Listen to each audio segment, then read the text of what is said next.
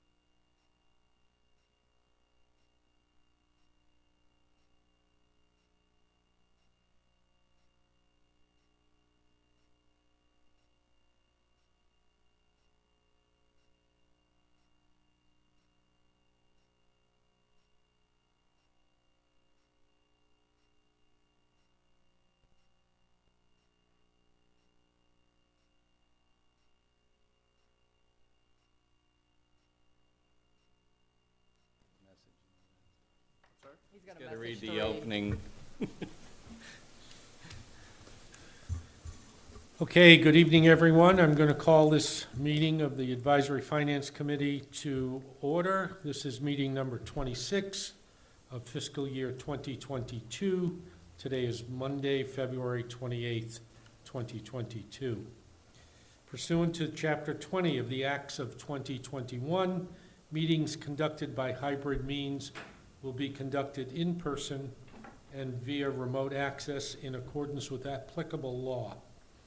This means that members of the public body may access these meetings in person or via remote means using the link previously posted.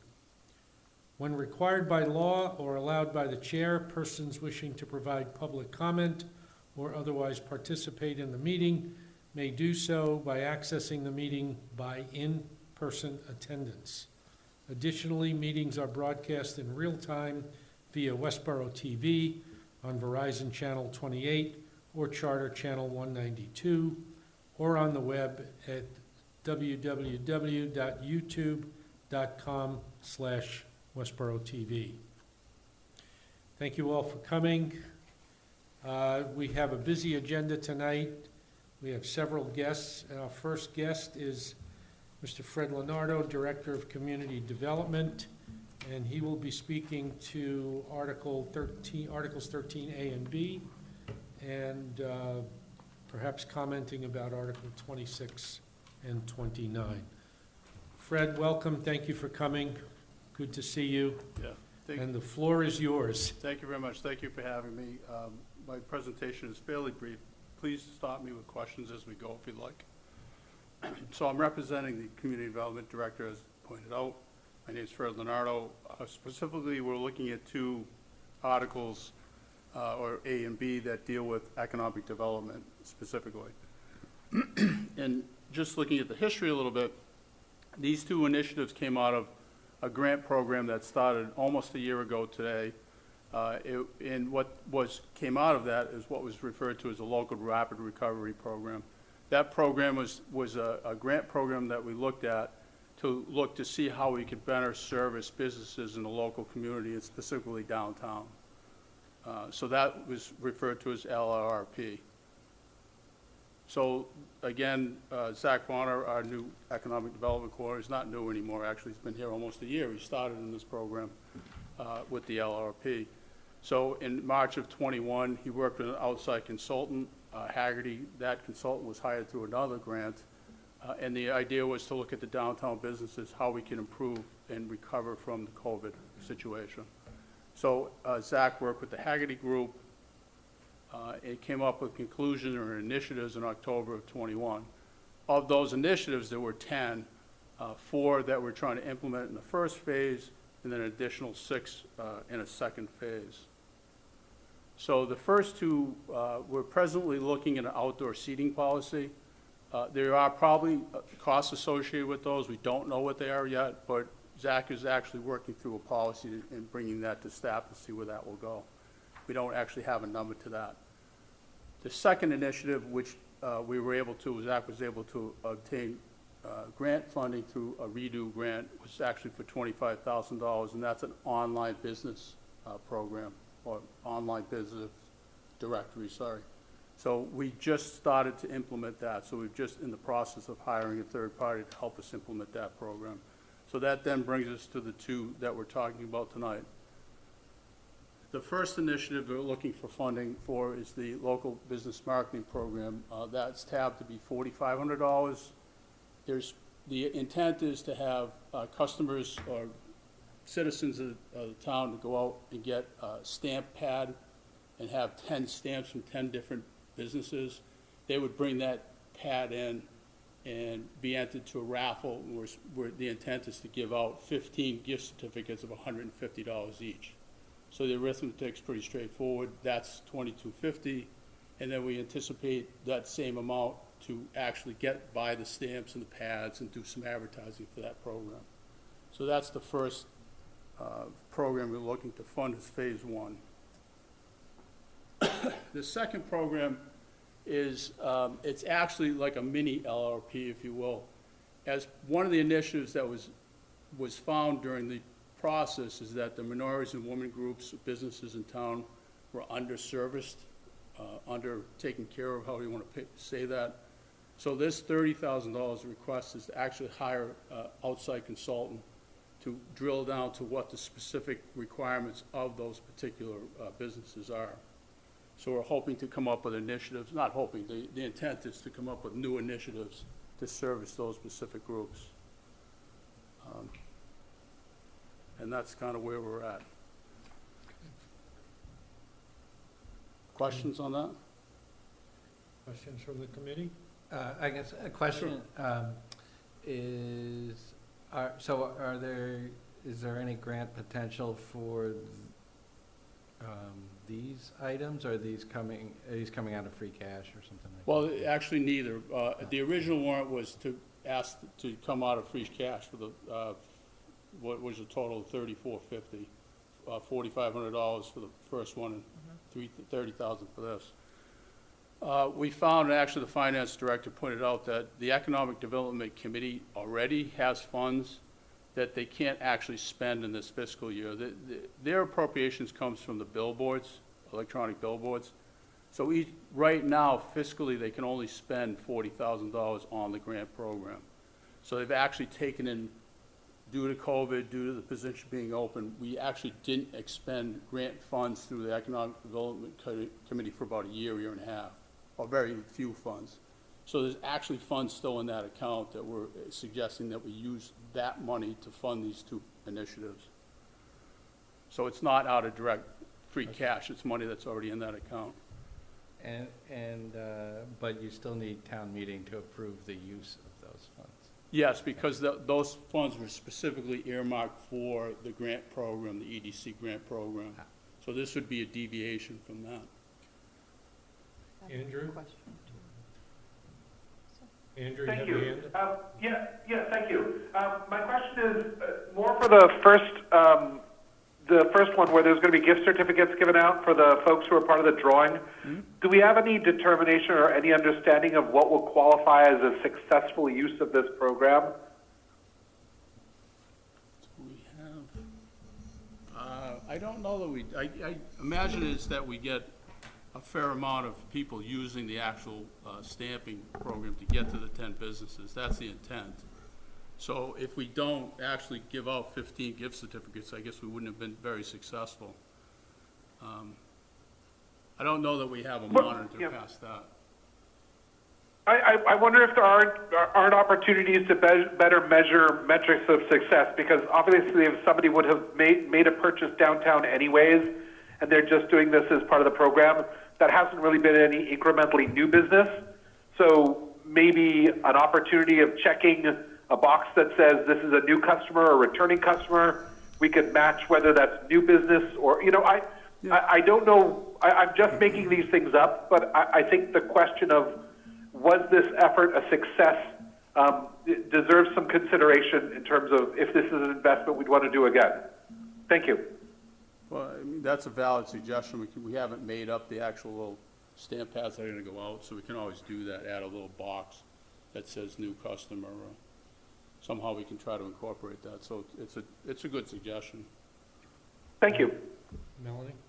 I was just wondering, so we keep hearing consultant across the board with stuff that's coming this particular meeting. So I'm wondering if hiring an external consultant, we've considered looking at someone locally who lives in the community that does this as their job, if they can bid for this particular job.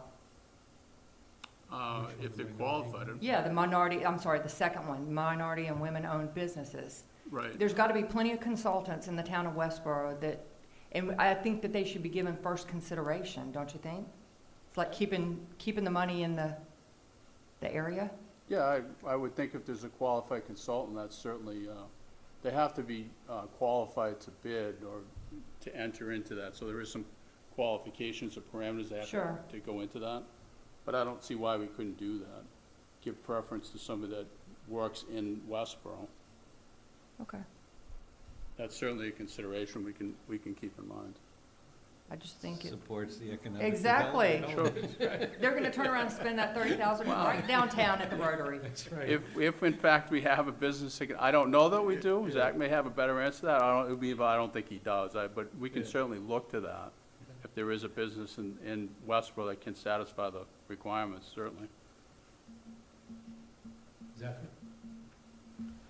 So, my question is this, so this 30,000 will be spent just to look into what we can do to the next step Yes. and based on the recommendations, we might decide on something more and something more spending. Right, so some of the initiatives that originally thought of is translating some of the, say, the EDC minutes or the grant program into multiple languages.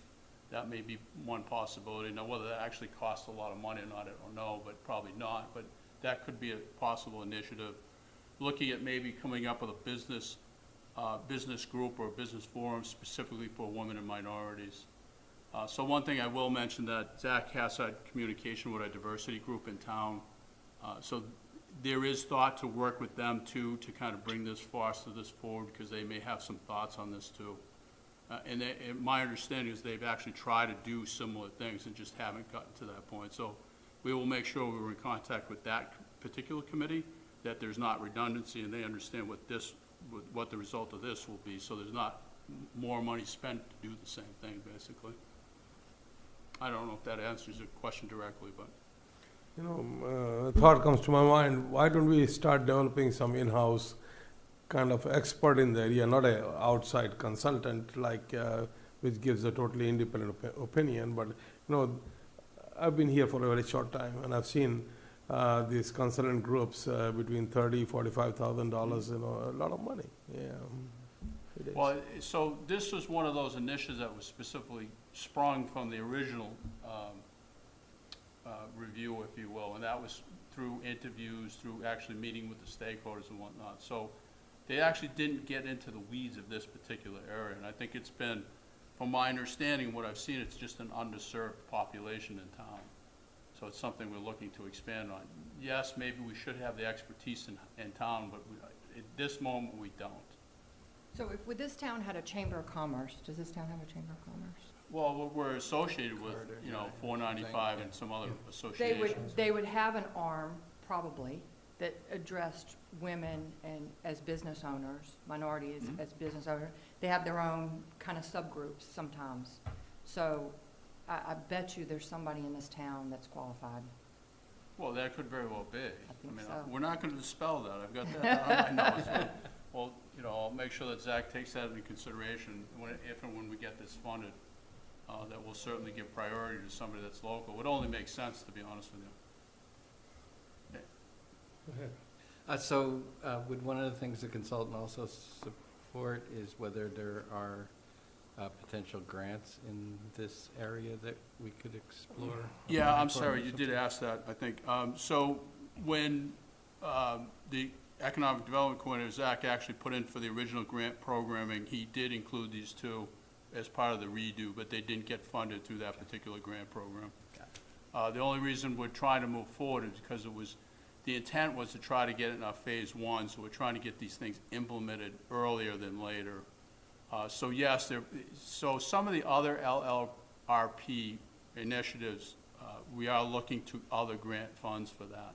And he's actually confident that we'll be able to do that. The particular grant that he went in under, it was a little cloudy to what the qualifications for the grant were, so we were happy to get at least one of the three funded. So yes, if we spent more time, we probably could look at grant funds, but again, it goes to how long we want to wait to try to implement these two particular things. Fred, so can we go back to the first one? The Which first slide? The first slide, yeah, which is the Sure. local marketing campaign. So that's a one-time campaign, and if it proves successful, there'll be an attempt to repeat it, correct? Yes, we would try to come up with funding if it's successful the first year, to the point of, does it generate new business for downtown?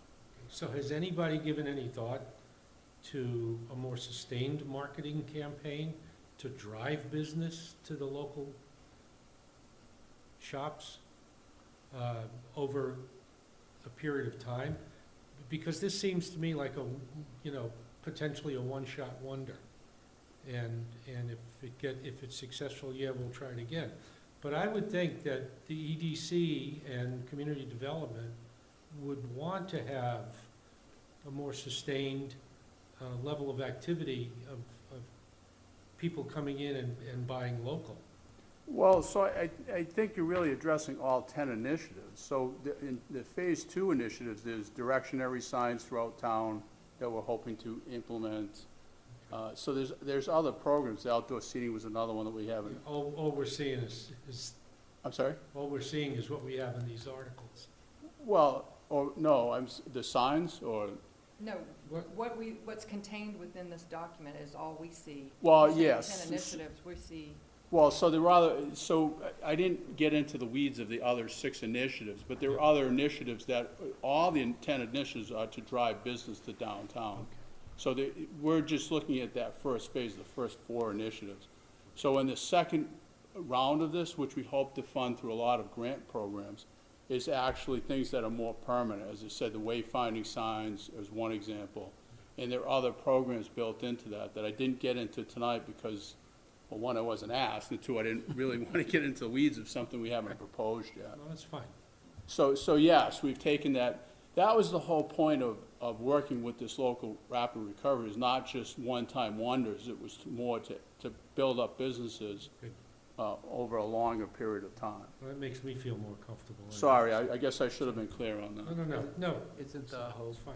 also that someone tries a business in town, they like it, they may go back without the stamps in the future, but they may never have tried it. Well, else, right? and so to that I point too, understand that, that's, but. Prime the pump. What I'm looking at is, We should yeah, be doing is this a all the pump thing. time. We should be doing Yeah. something all the time to drive business.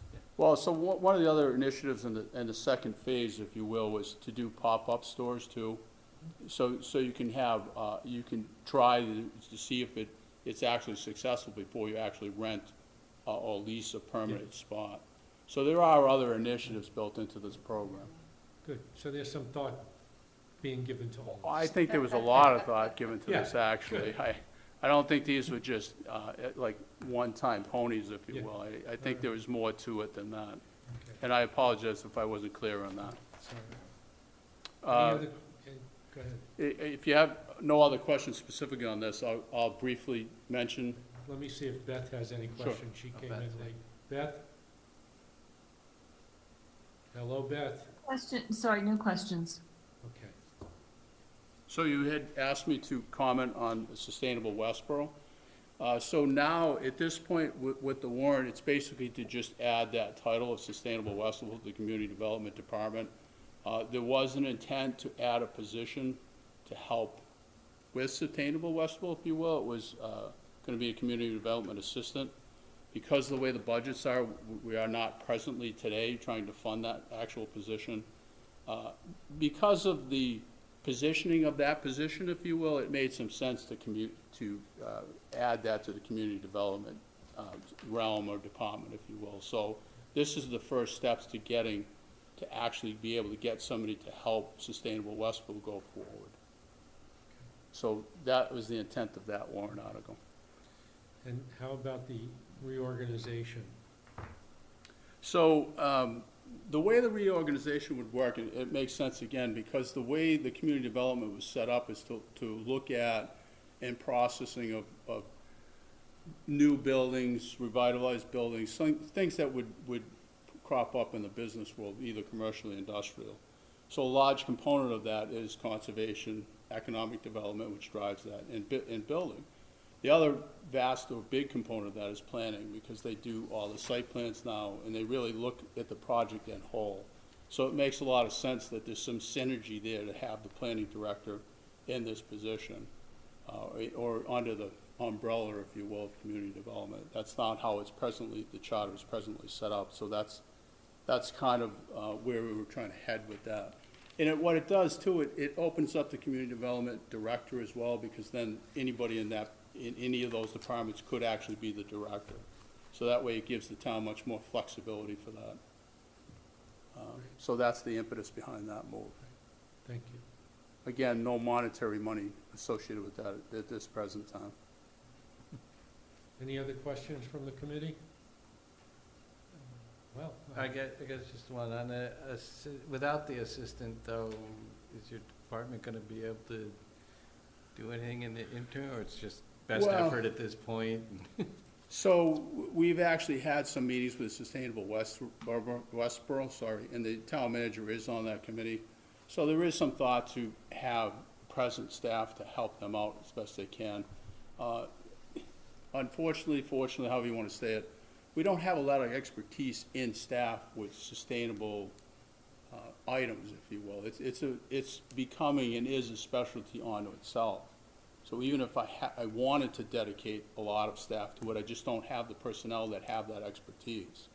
So we are trying to nibble at the edges of it. And a matter of fact, we've actually, in the permitting process, I'm trying to do some things so we can actually now track some of the electric charging stations as one. So we're trying to accommodate some of the requests or some of the requirements for Sustainable Westborough with their present staff. It won't be what they ultimately need, but at least we're starting to try to go in that way. so thank you very much, Fred. We Thank you. appreciate your time, and Sorry you had to come out so late. Oh, that's, sorry you had to come out. so that's late. fine. Thank you for having me. Very informative, thank you. Great, thank you.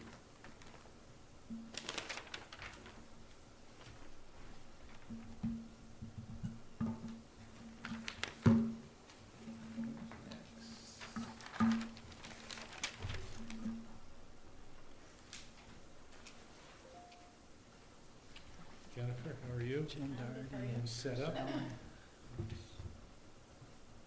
Is Chris going to join you at the podium, or? I'll be in the front row. You're in the front row, okay. She's moral support tonight.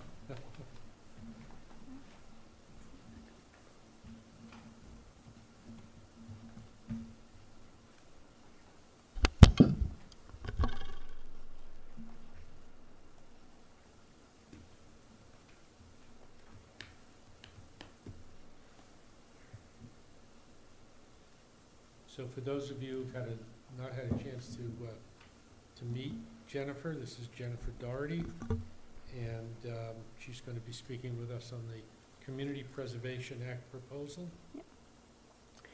So yeah, my name is Jen Doherty. I'm the chair of the Community Preservation Act Exploratory Committee here in Westborough. So I'm going to give a brief presentation about what our ultimate recommendation was around CPA.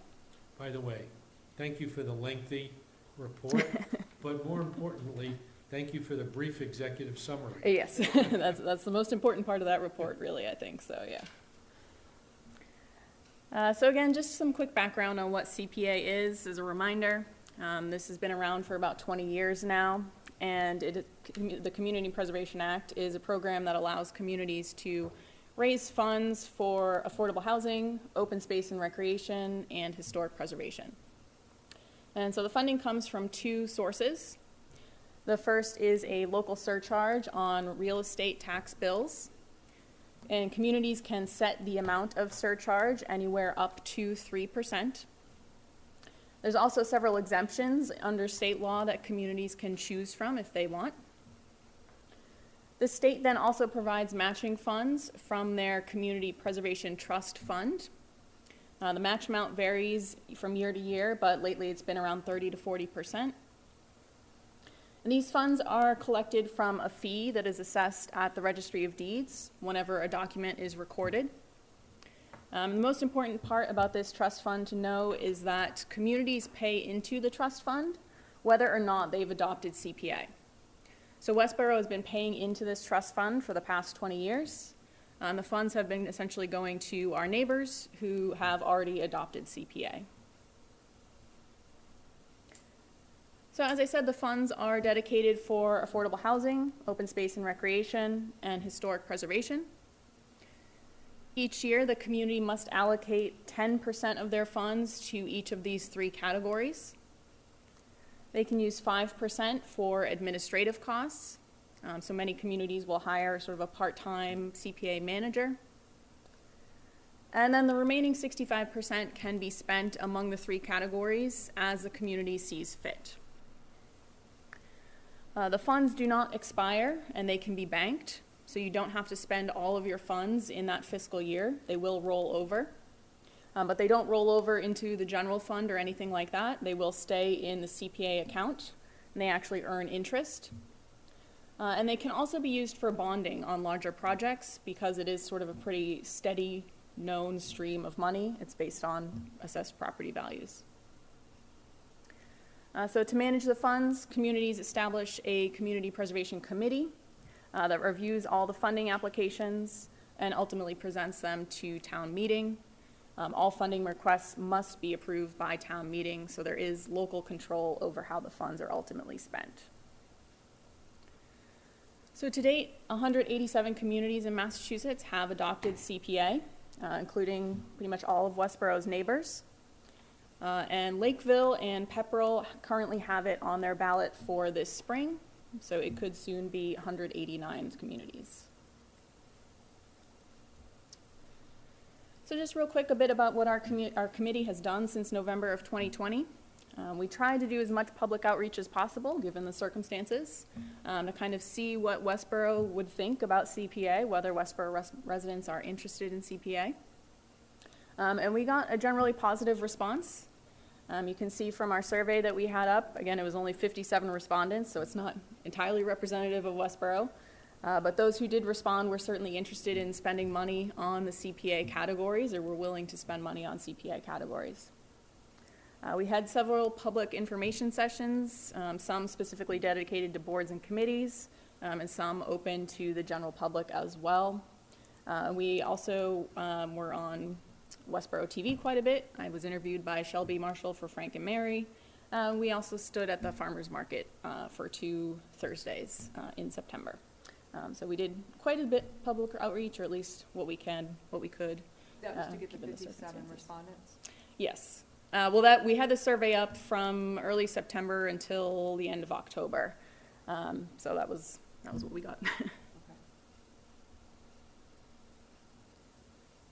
So our final recommendation was ultimately to have the select board place the question of CPA on the annual town meeting warrant for this spring, which they did do, obviously.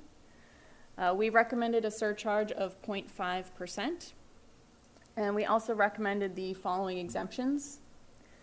So a total exemption for low-income property owners, a total exemption for low and moderate-income senior property owners, exempting the first $100,000 of valuation for residential property owners, and then also the first $100,000 of valuation for commercial and industrial property owners. Jen, what's the breakout for low income and low and moderate income? Yep, 1 second. So it's based on HUD's AMI, area-wide median income figures. So this is what it is for Westborough. It's based on household size. So. Thank you.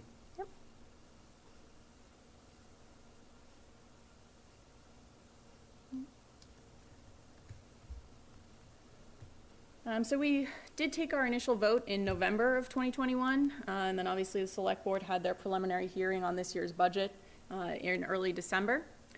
So we did meet at the end of December to see if we would reconsider our vote in any way. But after discussing it, we thought that no, we would still like to recommend that Westborough adopt CPA at this year's annual town meeting. A couple reasons for that.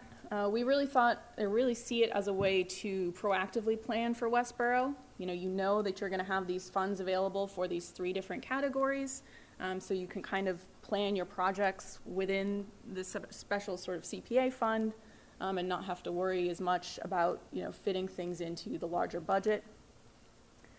Plus, it obviously brings in additional state funding that we don't have access to right now. CPA is recommended in many of our current planning documents: the new master plan, the open space and recreation plan, the affordable housing trust. They all make reference to adopting CPA. We tried to make it as affordable as possible. There's only one other community in Massachusetts that has a 0.5% surcharge. All of the rest of them, rest of the 186, are up above 1% or at least 1%. And we adopted all the exemptions, or we recommended all the exemptions that we could. There's an additional exemption, but that's if you have a split tax rate, which we don't, so we can't adopt that. And then perhaps most important, if CPA is adopted this year, and I'll go through the adoption process in a second, the surcharges would not actually impact property tax bills until FY24. And we would know with the November election this year, in early November, if we'd adopted CPA. It's still relatively early on in that FY24 budget process, so we could certainly kind of take that into account as we're moving forward with FY24. So of course the big question, what would we get out of this? So these are FY21 numbers, but again, if we had those exemptions, those $100,000 exemptions, and the 0.5% surcharge, locally we generate about $330,000. That's just local property tax revenue. The state match for FY22 was 39.4%, so that would have brought us about $131,000. Bringing us to just over $460,000 that we would have received this past November from CPA revenue. And just a quick note about that state match number. In December, the governor did add $10 million of surplus funds to the CPA trust fund, the state CPA trust fund. And so in January, that was dispersed to the CPA communities as part of their November 2021 disbursement. So it actually brought the state match from 39.4% to 43.8%. So it clearly shows that there is, support at the state level for the CPA program and really trying to increase that state match for communities. So in our very long report, we also included a draft bylaw that includes recommendations around the Community Preservation Committee that we would have to establish. 5 of the members are required. We recommended that Westborough have 9 total members, adding members from Open Space Preservation Committee and the Affordable Housing Trust, and then having 2 at-large members that would be selected by the Select Board following their usual process. So next steps, so right now we're heading towards town meeting. If a majority of voters approve at town meeting, the question will go on the November 22 ballot. And then again, if a majority of voters approve there, we would have adopted CPA, and we would need to establish our Community Preservation Committee. You do have to leave CPA in place for 5 years, but after that, you can repeal it if you want, although it has never been repealed by any community that's adopted it. And you can also change the surcharge and exemptions if you would like as well. You just have to follow the same process that you did to adopt it, so we would have to go back to town meeting and then to a ballot if we wanted to do any changes to it. And so just to make it a little clearer, the timelines, we are, well, tomorrow we will be in March 2022 with annual town meeting. Again, if we pass that a simple majority, it would go to the November 2022 ballot. So if we pass there, we go back to March 2023 annual town meeting to adopt the bylaw to establish the Community Preservation Committee. As I said, it begins collecting in July 2023 or FY24. We would receive our first disbursement from the Department of Revenue in November of 2024 and award our first projects in March of 2025. So it's not a quick process by any means, and it's already been, a year to year and a half that we've been kind of exploring this, but that was our recommendation, and would be the process moving forward. So that's all I have. If there's anyone at home watching and is interested, the very long report is up on our page on the town's website for folks to look through, and it has a lot of detail in there about what we did and the numbers and all those good things. So. Any questions from the committee? Excuse me, Chris, did you want to say something? I wanted to say a few things, Yeah, please. only because I love to say a few things. Good evening. I'm Chris Allen, a member of the committee. I have been a resident of Westborough for half a century, just about 1 year less, and I'm very proud of Westborough and love Westborough like most of you do. But there's one thing that I'm very disappointed with Westborough. We missed the boat in the year 2000. That was when many of the towns around us adopted CPA. They have realized hundreds and thousands of dollars that we have missed out on because we have not adopted CPA. What has happened is that towns have paid in, and our committee wanted to have the very least impact. Therefore, we picked the lowest possible percentage, and it would come up to about $42 per average household a year.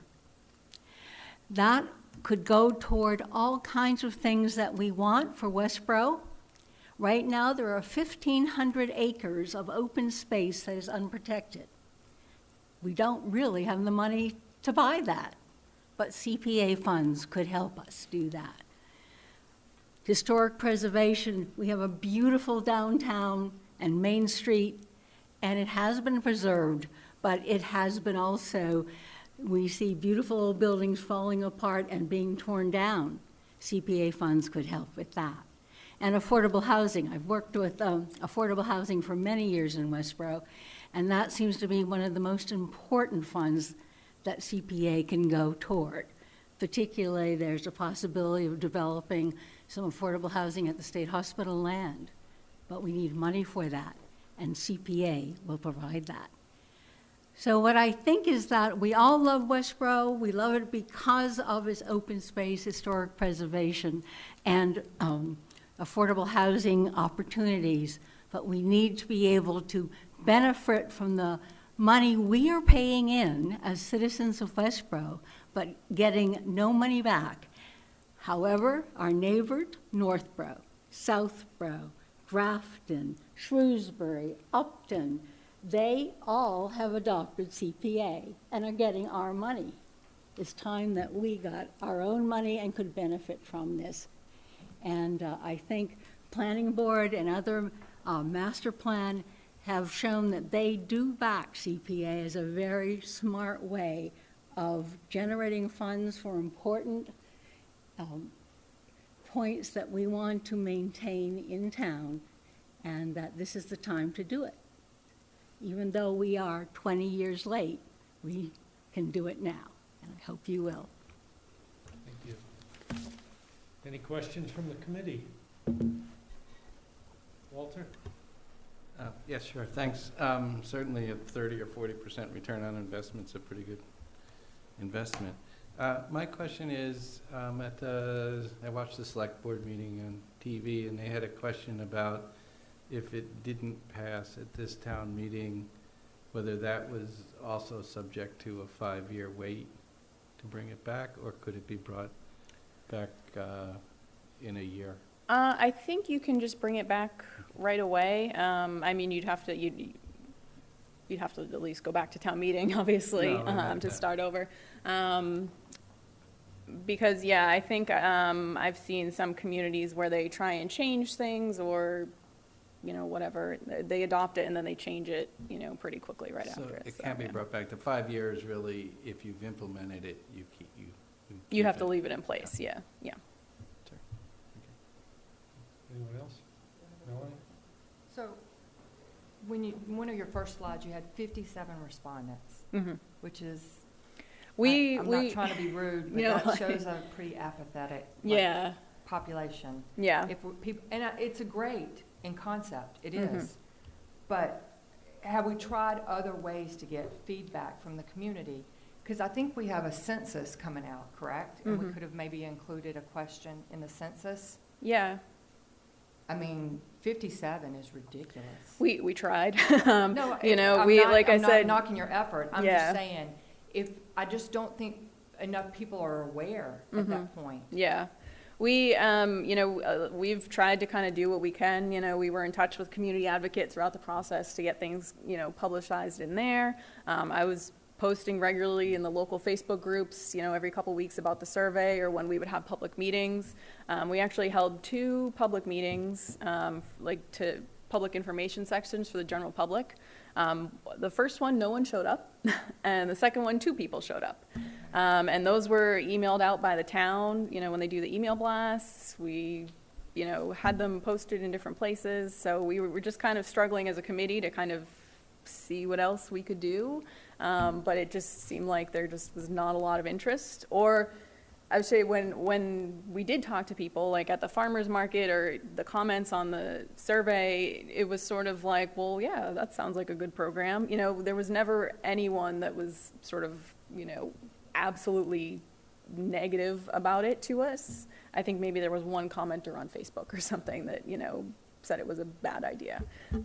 But we weren't sure what else to do in terms of public outreach. Yes, obviously 57 is not great. It's not at all representative of Westborough, but we did what we could, so. Anybody else? So I have a couple of questions. Aren't we paying for, oh, I'm sorry. Andrew, go ahead. Well, thank you. My only point would be that 57, we don't know if that's good or bad unless we know what the average kind of return on the number of people who would view and answer surveys are. And I don't, that number does seem incredibly low. And yes, we as a town have a much, a long distance to go in terms of finding a way to dialogue with our community and our members.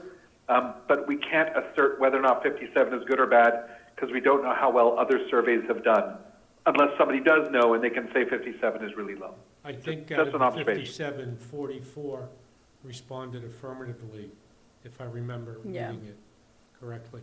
And 57 in the town of 21,000, even with our difficulty in communicating with this town, is almost statistically, irrelevant. And that's disappointing. Yeah. Truly. It was for us because we weren't really sure how else to reach people, It just seemed like we were trying to do as much as possible. But when I moved to town, y'all were celebrating 300 years, and there was so much enthusiasm about it. It was contagious. Yeah. And we were brand new to the community, and we were thinking of, how can we participate? This is so much fun. And, these are the kind of things everybody's going to benefit from. Yeah. So to only have 57 people respond in Yeah. the affirmative, I don't know. Okay. So my question, I have a couple of questions. Aren't we already funding some of these things that you folks would like us to fund through the surcharge? And I'm thinking specifically of the Affordable Housing Trust. We're about to allocate, if that article passes, more than $1 million. And so I kind of see some redundancy here. And we've set up a process so that there is more money available to seniors and the Affordable Housing Trust going forward. And I know that we're using other funds to pay for some of the other items on the list. So I guess, again, I see a duplication of effort and another tax charge. Yeah. And I don't, so I'm wondering, when you folks went through the process and then you reaffirmed it after you saw what the budget for fiscal '23 looked like, what was walk us through the thinking? It is and it isn't. So for example, our current open space fund is actually empty. So this would be a great way to support a lot of those projects. Obviously, the big thing is that you're getting money from the state here that we aren't currently getting. You're getting, 30 to 40 cents on your dollar back from the state to fund these things that, we aren't currently getting. The other good thing about CPA is that the state doesn't actually consider it state funds, even though it sort of is state funds. So you can actually use it as a match for most state grants, when usually you can't match a state grant with state funds, usually. But you can use CPA for a land grant, for trails grant, all those kinds of things that you can use it as a match, and many communities obviously do. In terms of affordable housing, the way, yes, it is the Affordable Housing Trust and the, Affordable Housing CPA, they do kind of go hand in hand. One of the good things about the CPA program is that you can fund your Affordable Housing Trust directly using CPA. So you can go to town meeting and, ask for an appropriation of $100,000 to your affordable housing trust. And then that money, it's because they're doing the same thing, they're both supporting affordable housing. It makes the CPA funds a bit more flexible, because CPA funds you can really only spend once a year when you go to town meeting. But if you put it toward the affordable housing trust, they can spend it throughout the year as they need it. The other difference is that I believe our affordable housing trust has a higher affordability number than CPA does. So CPA is, I always get these two confused. CPA is 100%. That's their affordability number. I believe the Affordable Housing Trust is 125%. Don't quote me on that. So it is potentially serving two different populations. On top of that, for the subsidized housing inventory, which is our state mandated 10% affordable housing, that number is actually 80%. So a lot of communities automatically lock down their CPA number to 80% affordability. So the Affordable Housing Trust can fill that gap of 80 to 100% or 80 to 125%. So you're still sort of serving a lot of different populations, but having money kind of coming from two different pots that way. So what was the thinking in the CPA committee in asking for this to be on town meeting, on the town warrant for this year, given the tax situation? Mm-hmm. I think for us, we saw it as something that, as Chris said, we've really been missing out on for 20 years. And I think we all see the value in the program. Again, these are all things that Westborough wants to fund. These are all things that are recommended in our existing planning documents. This is a great way to have that money available to kind of plan more carefully for projects and, have a sort of separate planning track, kind of like we do for, capital expenditures, but instead we have a sort of, CPA planning track for funding projects that way. And again, it's going to be a year until this hits tax bills if we adopt it this year, so we do have time to kind of account for that in the future. And as I said, we did try and keep it as affordable as possible, going with 0.5% and all of the exemptions essentially that we could adopt in Westborough. I have just one more question. This has been in existence for 20 years. Mm-hmm. There are 351 cities and towns in Massachusetts. And if the two towns who have it, not us, but the other two towns you mentioned, sorry, I forgot who they were. Lakeville and Pepperell, yeah. Okay, they've got it on their annual town meeting for this year. Yeah.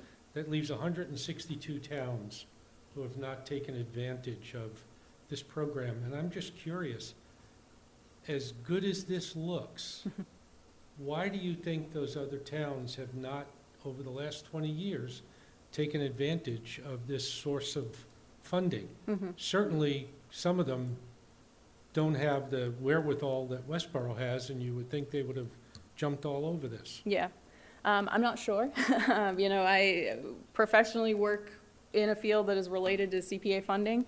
And, a lot of the communities where you do have CPA funding, they love it. They use it all the time. It's just, they have the funds, they do the projects, it's great. In communities where they don't have it, they struggle. They struggle to fund these projects that they want to fund in their community, that they know will benefit their community. But for whatever reason, they just, they haven't chosen to adopt it. Have you been in touch with any of those towns to find out? Well, why? so I will say anecdotally, I did work for the city of Framingham for the past several years. They were actually the first community to vote on it in, I think, like January of 2001, when, you could actually vote on it. They went for the full 3%, no exemptions, failed. Obviously, that just crashed and burned. That wasn't going to happen. The very first community to do it. They finally came back in 2019 and adopted it. I think they were at 1%, most of the exemptions. They realized essentially the error of their ways in not adopting it in 2000, and that they felt, now was the time for them to finally just, go forward and do it. There really wasn't any opposition within the community towards doing it. The city council had no qualms about putting it on the ballot, and it passed pretty easily. So I don't know why communities choose not to adopt it when it has been around so long, but And I it think seems like, it almost seems like free money. it, And- yeah. And in truth, it's not, and we know it's not, Yeah. because that money came out of some taxpayer's pocket. Yeah, yep, But it just, given the way it's presented, not the way you presented, but the way it is presented, you would think every city and town in Massachusetts would have been all over this. Mhm. And I guess it gives me a little bit of concern that they're not. And then what is it Mhm. about this program that has taken almost half the towns in Massachusetts to a decision not to accept it, and 20 years to look at it? Mhm. I guess the converse of that is that, 187 communities have adopted it. There have been 3 votes to repeal it. That's it, Okay. 20 years, 3 votes to repeal it, and none of them have passed. It's never been repealed. So it's obviously something that, once it's in place, like I said, communities love it, they use it, it's a valuable source of money and funding for them, so. And just one more small point, as the value of homes go up, The that surcharge will go surcharge up, in real yes. dollars is going to increase even at 0.5%. Yes, yep. Okay. I believe it was, when we initially started this, we were using FY20 numbers, and it was 40 or 41. It's, Yeah. Using FY21, it's now 42 for the average home, so, Okay. yeah. Great. Thank you very much. Yep. Any other questions? Hey, Paul, I see you just joined us. Yes, thank you. Sorry for the delay. All right, do you have any questions for Jennifer or Chris Allen? I don't. I saw the presentation before, and I'm assuming it's, the same information. Okay. I think it's excellent presentation. Thank you. Thanks for asking, Mike.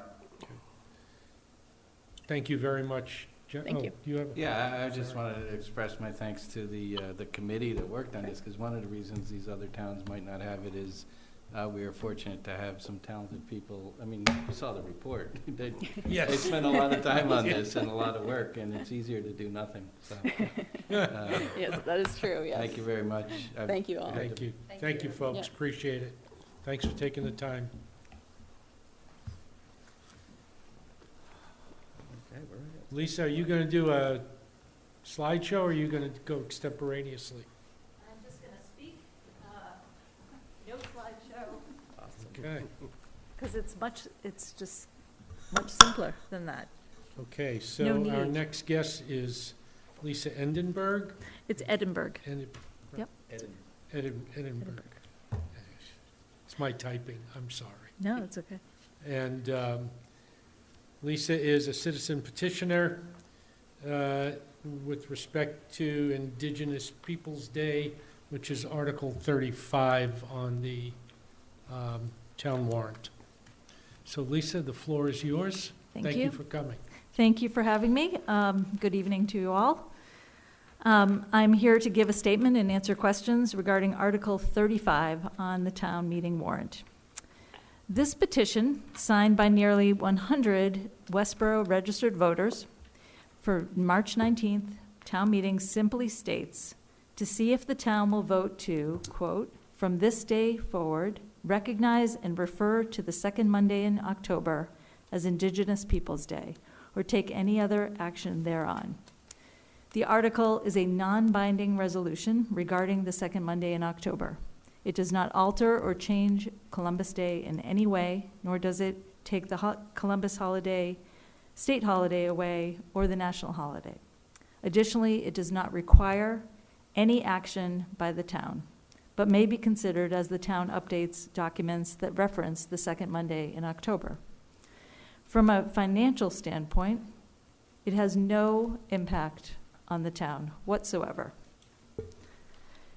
So my thoughts regarding this petition. Some people believe that Columbus should be celebrated because he discovered America.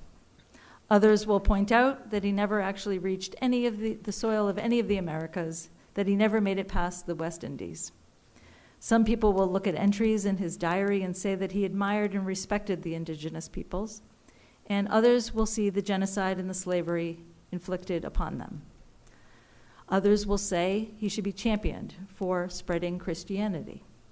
Others will say that that was the coercive subjugation of a society and a culture that existed long before he ever crossed the Atlantic. But this citizen's petition is not about Columbus at all. Columbus Day is and will remain a federal and state holiday. This petition doesn't change that. It doesn't even address it, because it's not about Columbus and whether he's worthy of celebration. There will always be people who believe he is worthy of celebration and others that believe he is not. It is also not about whether Columbus Day should be a holiday. It is and remains that. Yes, Columbus Day originated as a political appeasement to restore diplomatic relations with the Italian government. Nevertheless, some Italian Americans see it as a symbol of pride and heritage for their role in the growth of the United States. Again, conflicting views. As I've stated, this petition isn't about Columbus Day at all, because Columbus Day will continue to exist. This petition does not take away, replace, or alter Columbus Day as a holiday. This petition is about the recognition of the existence, the importance, and the role of the indigenous people who inhabited this land before us, before colonization, before westward expansion. As a town, we will recognize that indigenous people, their societies, and their cultures had value and continue to have value, despite fewer living here now. I believe it honors the perseverance of indigenous people, despite their suffering at the hands of European colonists who overtook inhabited lands and committed genocide of indigenous people. I believe it's a way of honoring the indigenous people whose land we sit upon as I speak. I find it interesting that in all the debate about the town seal, that the current town seal started as one side of a commemorative coin for the 250th anniversary of Westborough's incorporation. The opposite side was the image of a young Nipmuc male in a natural setting, representing life in the way that it existed before the established town of Westborough. The coin at that point in time demonstrates that our town recognized the importance of remembering the Nipmuc and indigenous persons' origins of our area. And yet today, this concept is controversial. This article intends to allow the town of Westborough to refer to the second Monday in October as Indigenous Peoples' Day, in recognition of the pre-existing societies and cultures and those people who still exist today on whose land we now live.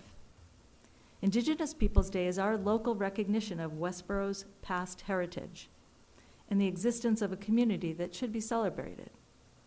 As a friend recently said to me, there is plenty of cultural room to acknowledge Indigenous peoples.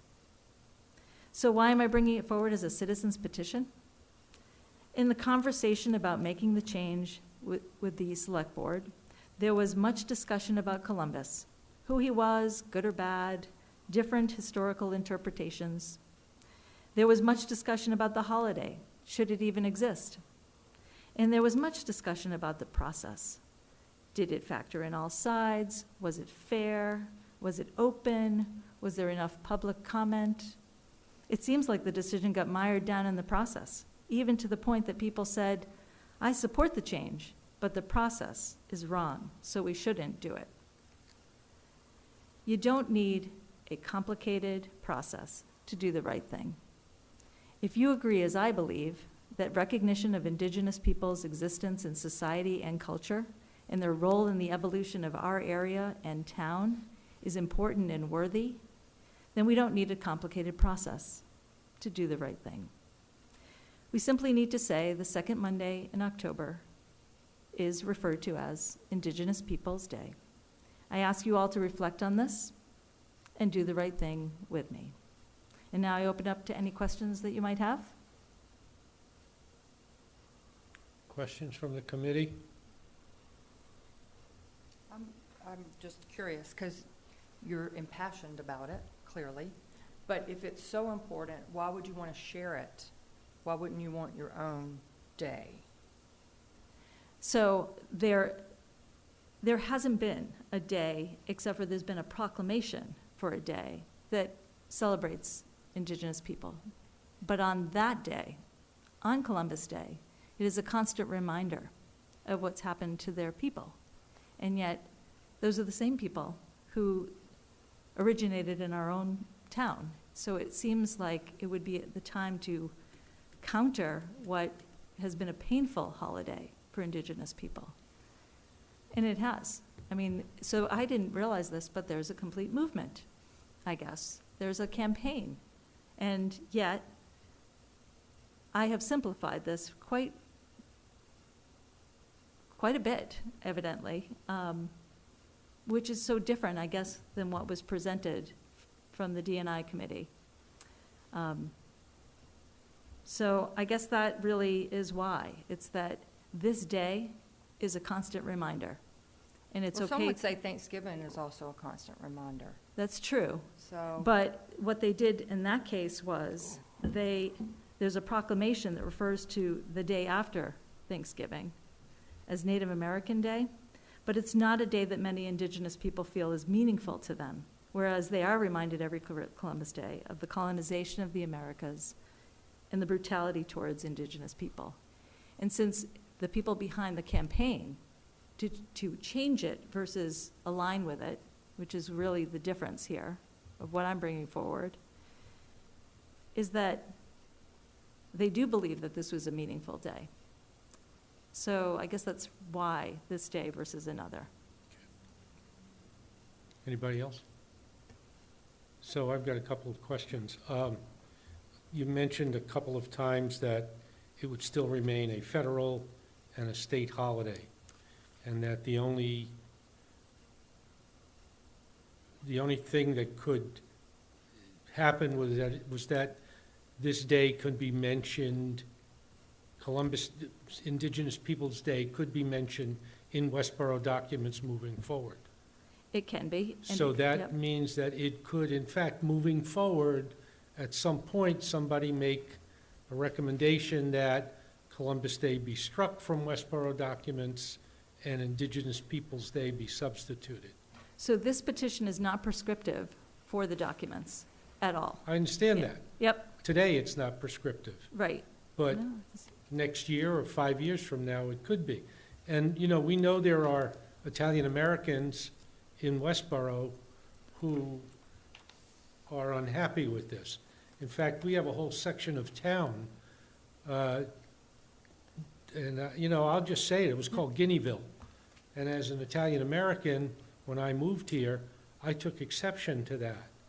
And I'm sure that people who lived in that town could probably say, well, if you're going to call my neighborhood Guineaville, that offends me. That gets me upset. Why don't we make some changes? And eventually, I think the town did change, right? We no Yeah. longer call it that, Right. thankfully. But if this is to be a celebration of Indigenous people, to recognize them for what they did for this land, for what they contributed, I don't understand why we can't do it as a separate day. Why does it have to be shared with Columbus? Because they feel offended by Columbus's mere existence? So you and I can't really know what they experience on that day. We just can't, unless you're saying that you can experience the same, but I'm going to tell you, I cannot experience what they experience. And so when I hear that there is a campaign of Indigenous people who believe very strongly about that day, I am recognizing that their experience on that day is different than mine. Do we have Indigenous people still here in Westborough? We have about 2%, it includes the Alaskan Pacific. Have they come forward to say that the second Monday in October is offensive to them? I have not spoken to them directly, but I can tell you that the people, so I think it's interesting that you bring up what percentage of people in Westborough are Indigenous people. Yeah. I think that we have to reflect on that. Why are there so few Indigenous people in Westborough?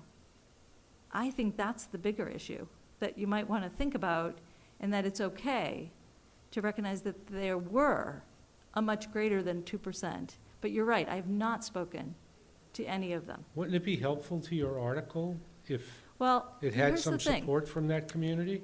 If it had support from that community, it would not be requesting for it just to be referred to the second Monday of October. It would be asking to replace Columbus Day. And what's different here is that Columbus Day is not being replaced by this petition at all. It's not canceling Columbus Day, and it's not replacing it. That's what the D&I committee was recommending to the select board. Yes, I know. And that was really different. And so the question is this a concession that I'm bringing forward? And others will say, isn't it a delusion? Isn't it diluting Columbus Day? Isn't what I'm bringing forward somewhere in between? And can't we, as a community, be able to include one and keep the other, because it continues to exist as a state and federal holiday? So I do hear what you're saying, but if I reach out, and the campaign reached out to me, and they're angry. They're angry with my petition. And you know why? Because they want it not to be alongside Columbus Day. And although I recognize that must be very painful for them to see that it would be alongside it, I still believe that it's the first step forward. Do you not understand why it would be painful? No, I'm confused as to who you're referencing. Oh, the campaign for Indigenous Peoples' Day that exists in Massachusetts reached out to me because they read it in the Community Advocate, and they wondered who was bringing this petition forward. And she made it very clear, the leader of this organization, that this is not what they would want. And why? Because they want Columbus Day to be removed. And I believe that Westborough can take this step. But you somewhere in said between You're the doing two. it without reference to the 2% that live here. That is true. And yet, if there were more Indigenous people who lived here, except for the fact that our history has prevented that, as literally, there was a time when it was 100%. And so, if you think about why there's only 2%, it's jarring to me. It should be jarring to all of us. And maybe it's not, but No, I don't, I'm It's- still not getting it, sorry. I No, I apologize. understand. Yeah. Are you alluding to the fact that they were driven out of, They were driven Westborough on, or not just of Massachusetts? Westborough, of our country. They were pushed into directions and out Yeah. and killed. That's sort of the pain. That's the trauma. the yeah. campaign in Massachusetts? It's the same campaign that decapitated the Columbus statue in Columbus Park in Boston? I have no idea. I have no idea. Okay. That sounds terrible, but And- I don't have And any it sounds idea. like a political movement versus, And I don't think that Westborough needs that. I don't I think so. agree. I think that we can find a step forward to include Indigenous peoples without having it be a campaign. Okay. The question is our town ready, to move forward on something that seems like it's something to acknowledge, to celebrate about the origin of our town? I don't think and I like to believe that we are ready. I think it's Yeah. something to celebrate too. But on its own accord. But yeah, standing up on its own day. That's my opinion. So if Okay, it doesn't so- pass, then Columbus Day stands on its own, and you don't have an Indigenous Peoples' No, you can Day. come back with another petition to have a separate day, wouldn't you think? I don't think that. I don't, because I think there's something very telling about that day. Yeah, it seems obvious to me, but it may not be obvious to other people. But I understand why Indigenous people feel that that day is the one to celebrate, because that's the one that they feel is most painful. Yeah, so Columbus is symbolic too. Symbolic, yeah. Okay. This America Vespucci is the one that, is the one who just, the country is named after, Yeah. but then we'd have to change the name of We'd a have whole to change country. Right, which might be, Ah. a bridge too far, so to speak. Beth has a hand up. Yeah, hi. Just a quick question, because I know you've been talking about this not changing the day. Is it within the scope of the petition, should it be brought up at town meeting, that it could be changed on town meeting floor? An amendment No, could an be amendment made, I could be. think. John, can you help us with that? I haven't read it in that detail. I'm trying to take a look now. Okay. Okay, thank you. Yeah.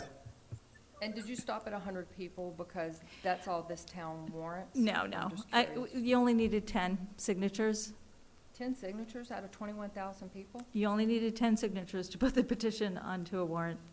Yes, that's the state law for an annual town meeting. It goes up for special town meeting. And we were collecting during the peak of Omicron, Omicron, so I felt like it was even much lower than it would have been. And you should know that even as I went around for signatures, the intrepidation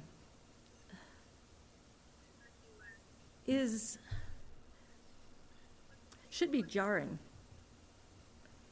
Because people think that it's about canceling history or canceling culture. Instead, it's adding culture. It's adding to our community. It adds to the fabric of our community.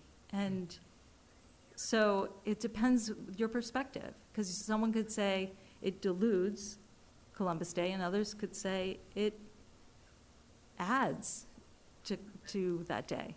And so it's a matter of perspective, and it's a matter of thinking about, where we come from.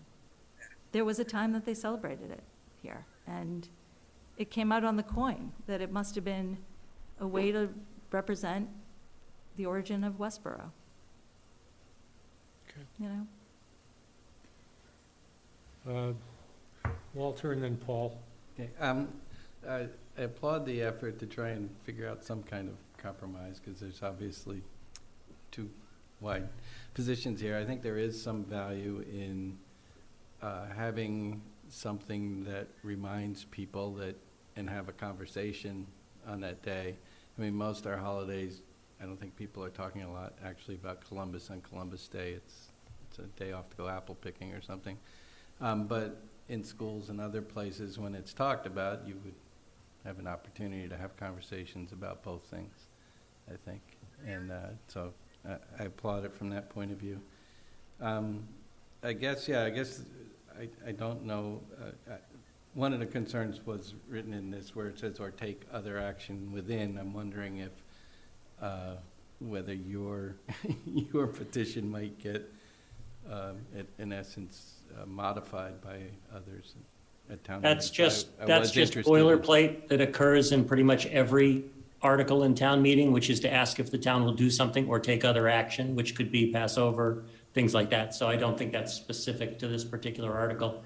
If you look at the other articles, almost all of the articles written in town meeting typically end or take such other action there.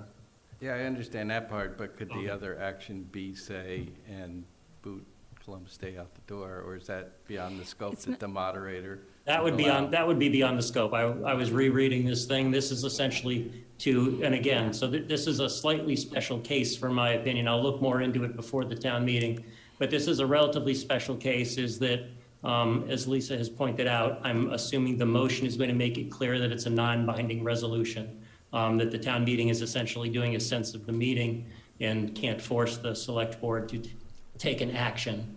And since it's talking about referring to the second Monday as Indigenous Peoples' Day, I'm thinking that it may be in order if someone made an amendment to change when it was, but if somebody wanted to strike Indigenous Peoples' Day or to say to stop referring to something as that, then that would be out of order, because to me, my reading as of right now is that the main purpose is some designation of a day as Indigenous Peoples' Day, and to talk about anything else, is sort of, would be, changing the motion about that would not be in order. How people want to discuss it, I'm still thinking about. And I think of the when is that day recognized is a secondary thing. So that's my thought right now, but I'm going to do more research between now and town meeting on that. It's a good Thank question. you, John. Yeah. Paul? I just wanted to thank Lisa for taking this on and presenting this and keeping the conversation going. And you know, and and trying to find a way to make it happen. Thank you. Lisa, have do I understand correctly? The schools have changed their recognition of Columbus Day over to Indigenous Peoples' Day They did last winter. last winter? Yep. And So this and past. that was by stroke of a pen by the superintendent, It was by a vote, a unanimous vote by the school committee. by the school committee? Okay. There was a lot of discussion about it. There was I received no pushback about that vote. Did the students have any input to that vote? No, but what's interesting about, the discussions about what's happening in schools is there's been a lot of respectful conversation about inclusivity and telling, not changing history, teaching all of it, not just teaching some of it. And I think that's what's changed. It isn't that there's, a rewrite. It's that they're going to include, talking about Indigenous people. I mean, when we think about our own education and how much, was written in history books, it wasn't all written there. And so the question becomes, you're not going to get rid of the history of Columbus. You're going to include that plus, any other aspects that had not been written down, into our history books. So I think that's the great part about our education is it expands, it doesn't contract, and there's a misconception about that somehow you cancel history by doing these types of things rather than the inclusivity of it and broadening the minds of like, okay, why is it that, there's only 2%? Why, it really makes you contemplate all those aspects because you read all the history of the expansion of the United States, during a very tumultuous time. And it's okay to hear the good and the bad and the ugly and the things you celebrate. Well, we should, and I'm all in favor of that. But I also think inclusive means inclusive. Yeah. Not exclusive or not, my ideas are the only ones that are inclusive. And my So- history is the only one No, that's I hear inclusive. that. Yeah. I would hate for, if it doesn't pass, that it doesn't exist. There's no inclusivity of that. And and I don't understand really why it went the way it went with the select board. The discussions that didn't move forward on getting to the heart of, something deeper. I was highly disappointed as a citizen. But I think this is a place to, bring it forward and let the town decide. And if the town says no, it says no. And if the town says yes, it says yes. What was the select board's final vote? It was a 3-2. And it was a different thing in front of them. It was to replace Columbus Day as Indigenous Peoples' Day. Okay. So I'm hoping that people can see it as not a replacement, that it's not really about Columbus Day at all. It's just about celebrating Indigenous Peoples' Day. Okay. So thank you for having me. Lisa, Appreciate it thank you very much. very much. Thank you for your courage in doing this.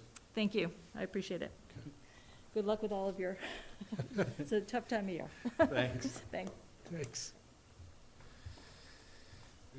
Okay.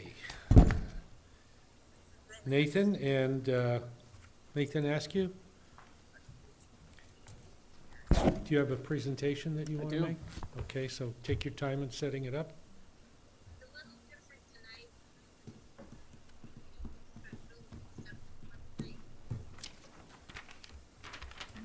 Yes, this is Articles 37, 38. Yeah.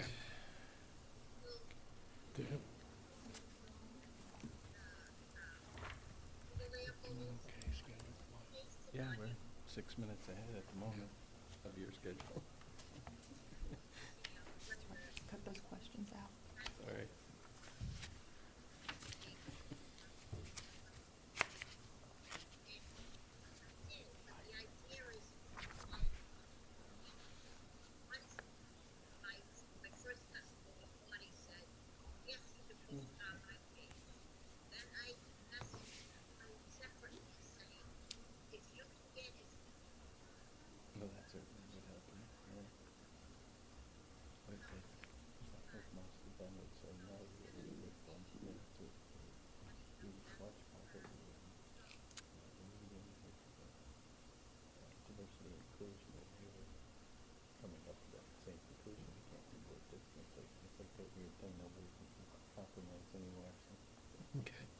Yeah. All set, Nathan? Yep, my computer's just it being slow to start presenting. Maybe we can, do you need Is some that technical supposed to be my assistance? screen right here? Do you need some technical help? No? It should work itself. There it is. As if on cue. I see 7,000 things you could push. Looks like I'm Right. extending instead Yeah. of Pick an icon, any icon. my problem. Is that it? There we are. If the vote was. Thank you.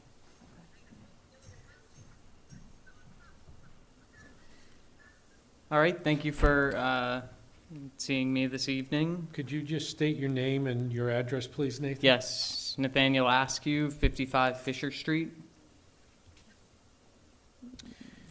And your article is Articles 37 and 38 on thin plastics, I guess is the broad theme. Is that Yes, correct? correct. Thank you.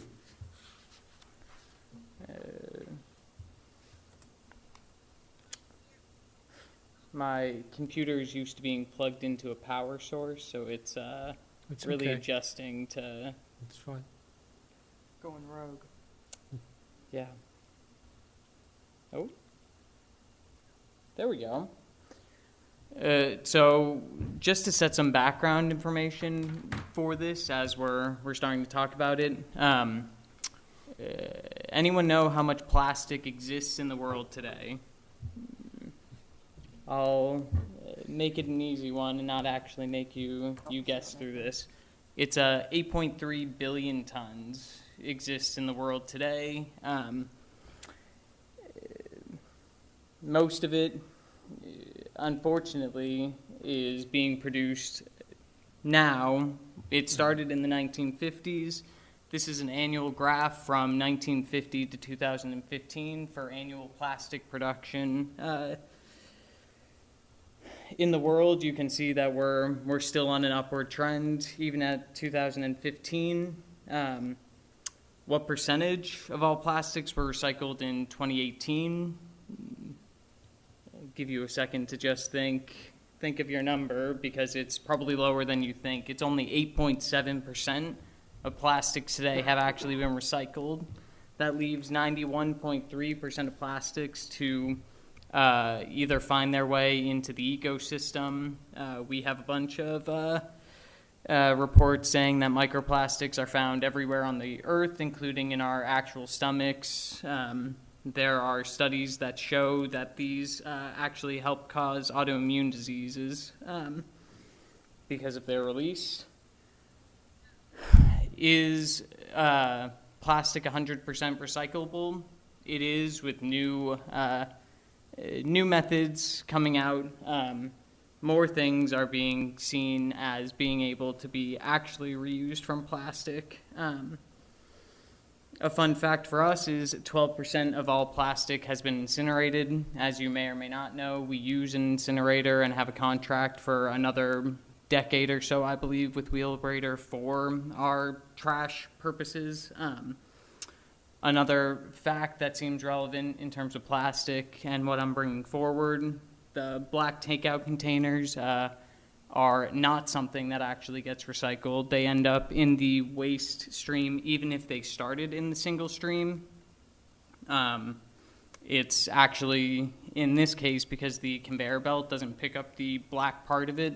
And when you're sorting 3,200 tons of recycling a day, what are you going to do about such a problem? Here, another interesting graph. This is the breakdown. This was given to us by the DEP. They did a study from 2018 to 2019 for this is our waste stream. So they found that 28.1% of our waste stream was organic material, 21.1 paper. This is all by weight. So we do about 5,200 to 5,500 tons annually in Westborough. It has a $600,000 line item that the Board of Health takes care of. One other interesting fact is for our waste stream, we pay $112 a year, or a ton. 69 of that goes to Wheelabrator. The other 42 is Harvey's. The organic waste stream that was also recently set up in Harvey's in 2020 only cost the town $80 per ton. And with that, that is kind of just setting the background for plastic today. I have the articles that I've drafted in front of me. I can either go through what I propose or take questions. I think you should, if you wouldn't mind, I'll go keep through rolling. it, so. So Article 33, I believe it was adopted in 2017, known as the plastic bag reduction. It has 6 sections to it. This first one, which I'll read just because I think it sets the stage appropriately. This bylaw shall be known as the Plastic Bag Reduction Bylaw. Section 1, purpose and intent. The production and use of thin film single-use plastic checkout bags have significant impacts on the environment, including but not limited to contributing to the potential death of aquatic and land animals through ingestion and entanglement, contributing to the pollution of the natural environment, creating a burden to the solid waste collection and recycling facilities, clogging storm drain systems, and requiring the use of millions of barrels of crude oil nationally for their manufacture. The purpose of this bylaw is to protect the town's unique natural beauty and its water and national resources by eliminating single-use plastic takeout bags that are distributed in the town of Westborough and to promote the use of reusable bags. That was its original intent as it was written. Who's that, please? That's Beth. Beth? I'm sorry. A mini-series. So this is exactly as it was written, and Article 37 would do nothing to change it. Section 2. Yeah, yeah. Sorry, it 37. is bylaw 33, and so it is Article 37, Yep. changing bylaw, or Article 33, bylaw 33. Yep. So Section 2, for definition, we actually do have some edits in here. You can see the strike-through is what would be removed from the original article, and the italics, which you can mostly see here as adding the term biodegradable.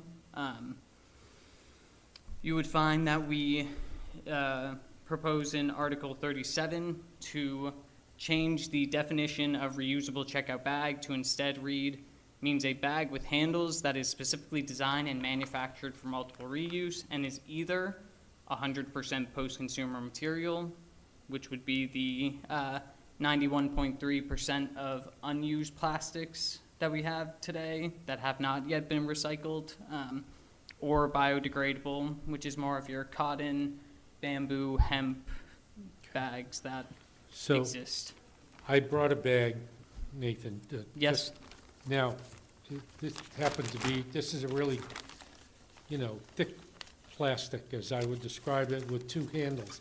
Mhm. Is this a kind of bag that you would say is not acceptable? So that bag would fall under the current definition. So before I struck out that line right there, would qualify under either polyester, propylene, cotton, or other dermal material, or plastic that is at least 4 mils in thickness. So that bag you're holding is 5 mils in thickness, and I believe a polyester, which would, in the original, that's why you were able to get that at Target. Got it. Ultimately. Got it. So this would be eliminating that, except that particular bag I would consider to be 100% post-consumer material. And so that particular bag, not a virgin bag that was produced from the company and then sent because you, the consumer, have consumed it, that bag could still have use, but I doubt that's the system anyone adopts. Okay, so the fact that I got this bag That is part of when I the, went shopping, yep, it's now post-consumer? it's now And I can take- post-consumer I plastic. could take it like back the- with me and I would love for you to take that bag back with you and And to use use it it at again. checkout. Love it. Right. But I could use it for other purposes as well, correct? It's a perfectly good bag. We have 8.3 billion tons of plastic on this planet, and that is a good bag that could carry your stuff for you, yes. Okay. And what happens when I decide to dispose of this thing? It usually ends up, the thing that is most popular these days is it would be a thin plastic recycling, which is mostly the plastic companies trying to convince everyone that there's a second life for the plastics, even though less than 9% have actually been recycled over the course of the past 60, 70 years. But yes, you could theoretically put that in a single use where they will try to tear it up, which could also theoretically cause microplastics, and try and reuse it. So the best bag is the bag that's already produced and you already own that you can use as a bag. But under your proposed changes, this bag would not, this Not- company would not be hot allowed off to the use it? presses. Yeah, not virgin plastic, only 100% post-consumer material. Got it. Okay. Doug, can I ask, is it possible, because I'm not sure the material science works this way, you could make a plastic out of purely recycled 100% material, or does it have to be only 92%? It's hard or to do that. I think the standard, if you are having a new canvas bag that takes what they call non-woven polypropylene, and they basically put a graphic. The graphic on the outside of it is new plastic that kind of adheres and it keeps all the other fibers together. So I think that would be more of like an 85% post-consumer material slot.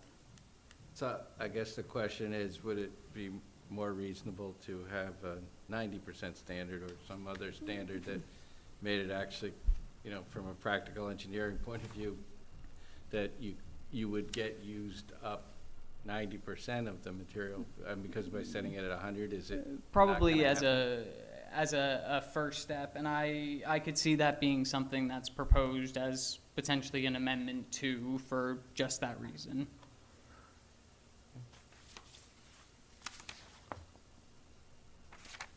Okay, if there are no questions, I'll continue, because Yeah, please do. that's kind of part Beth's one. hand, should go. I can take Beth's more hand. questions, I don't mind.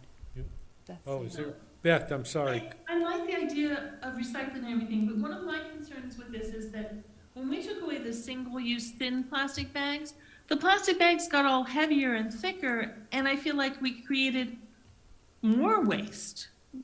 Yes, so what this would propose is those bags are allowed under this section right here of reusable checkout bag is what they're deemed.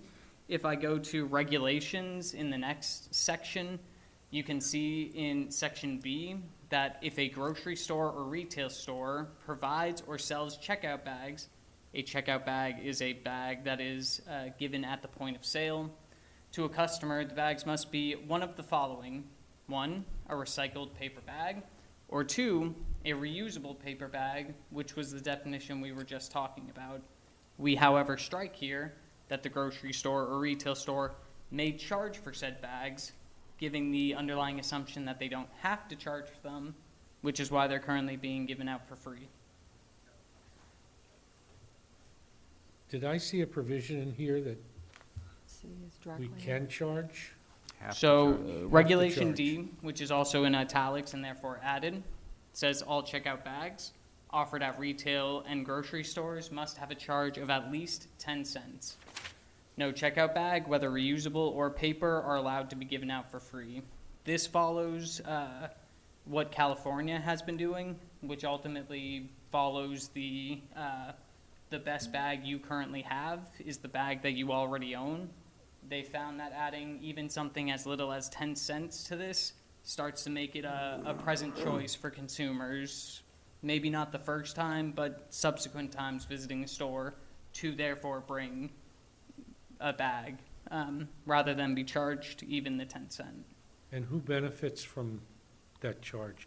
Does that money go back into the company's coffers to offset the cost of these reusable They- plastic bags, or? So what I would Or an environmental imagine, fee. which this would see, is that a checkout bag can either be a recycled paper bag, which would probably be the common option that they would charge 10 cents for, or they could actually sell reusable checkout bags, which would again have to now fall in the guideline of either biodegradable or the post-consumer material, maybe 100, maybe something easier to hit like 80.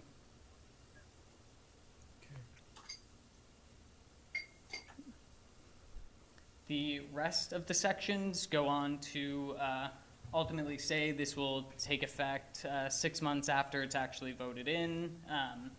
There are exemptions that really fall mostly by the discretion of the Board of Selectmen.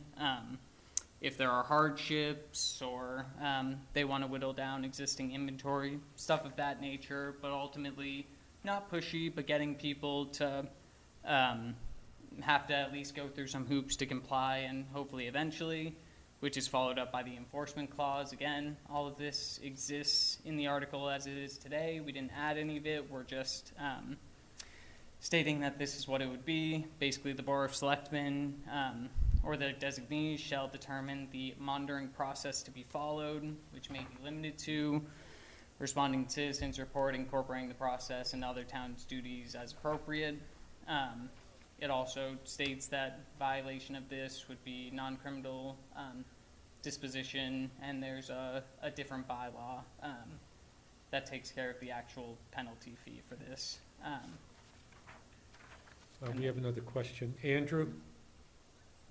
Thank you. I recall when the original article was being written that there was a conscious effort made so that companies that had multiple locations outside of Westborough, which is a lot of the companies in town, that the language would be in alignment with allowing them to meet the standards. So companies would be able to meet the standards of bagging through multiple stores, so they wouldn't have to have a Westborough version, a Boston version, that sort of thing. Can you speak a little bit about how universal the language you're choosing to use is, or how much it is really specific, to Westborough? So I think to your first question, I think that would probably fall in the PowerPoint that I'm holding here, where the process for the enforcement of this is mostly by the Board of Selectmen. So if there were going to be exemptions for stores in the area, it would be using this language that already existed and we're just taking advantage of. In terms of how much of this is unique to other places like California are doing things like this and seeing good results in reducing their plastic pollution. Thank you. Walter? Yeah, I have a general question related to this. Is why is this a citizen's petition instead of, say, coming through, I don't know, Sustainable Westborough, I forget the trash group that's looking at trash and things like that, through a process? Because I guess my question is the wording of your changes vetted by like town council or attorneys, or is it? So it wasn't vetted by any of the town. I'm actually a member of the Waste Management Task Force here in town. We've been trying to actually work on getting town to approve more of a public curbside program that includes recycling and organic waste, in large part due to the numbers that you see before you, where we're spending a lot of money just improperly throwing away some waste streams that could be vetted out. But that's taking a lot of the time and effort to actually go through that process to do that. And you can imagine the Board of Health during COVID has not had a lot of time for waste-related issues. So this was my way, being a citizen, of trying to do my part for my community. Paul? Hi, thank you for the presentation. You may not be able to answer this completely now, but I guess maybe by town meeting or something, because I'm also interested in the context of the other towns. Because I think we don't want to drive business out of our towns, including the taxes that result from that. And I think already there are people that find it easier to buy things in other towns. Don't build up a huge supply of paper bags and get bags that they can use in other ways instead of buying additional bags. So anyhow, I'm just interested in how other towns fit in, because I know more of them have also adopted things similar to ours, but this is going a little further, and not all of them have. So anyhow, thank you. Did you get all that? I didn't find a question if there was one there. Context of other towns, if you have an answer for that, if not, surrounding towns. Comparing this to other towns? Yeah. I Yes. think actually a lot of towns have this similar language to this bylaw adopted, which is why you are also seeing the Walmart right across the street in Northborough using the same thicker plastic bags that you see here. But, Okay, that's one town. I know Milford, Northridge, I think Marlborough. I don't think that's strict. Yeah, So I think that this, the way that I'm seeing this is ultimately, I live in town. I actually grew up my full life in town. I was an Eagle Scout in town. And I think that everyone that I talk to knows the thicker Target bags that we're talking about. And I don't think I've heard of anyone who cares for them more than the recycled paper bags. So I think it was more in 2017 when this was adopted. I think the town actually enjoyed it and disliked the fact that there was a way that we saw even thicker plastic bags ending up back at our stores. well, my impression, I don't know if this is accurate or not, but that when COVID hit, that we sort of suspended the bag law for a year or something. Is that the case, or? I recall or maybe that was just a rumor going around, because we weren't quite sure how those plastic Stores bags weren't got even back letting in. us bring You the couldn't bags bring into them the in. store. Yeah, right. Yeah. that was at the state level. Mm. Okay. Can I ask a question? Please, go ahead. Okay, so on the, on one part, when you talk about enforcement, any fine shall be paid to the town of Westborough. And so, right now, when people shop, there's no charge. The businesses are picking up the cost of bagging your groceries or bagging whatever. But you have a cost of 10 cents per bag. And I think the question earlier was who reaps the benefit of that? Why couldn't we as the town reap the benefit of that? I think that would be a good next step. I don't see Or split an it, issue to or- that, but yeah. I could also see bringing that up on the first go, causing more resistance, because that's now more things that you have to figure out than you had to the first time, where putting a charge in towards this, but I don't see the mechanism currently ran in here. Part of my goal of it was to almost change as little as I could, but to clean up some of the loose ends. It does cost much less to produce a plastic bag Yes, than it a does. paper one. So the businesses, large and small, are going to incur more cost. And I guess if we decide to charge a 10-cent fee, and by the way, that's not unusual, even in Europe, if you go into some stores, and you ask for a bag, they'll charge you.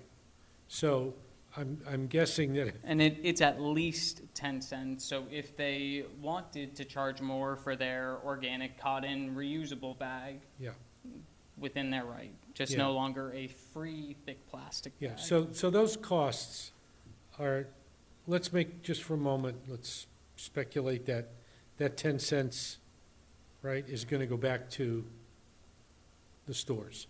Okay, So we don't know if that 10 cents is going to cover the cost, the per bag cost for that store.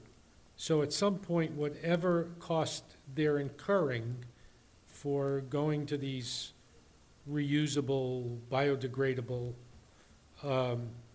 is going to get passed along to the consumer. unless the consumer brings their own reusable Unless- bag. correct. Which I would highly Yeah.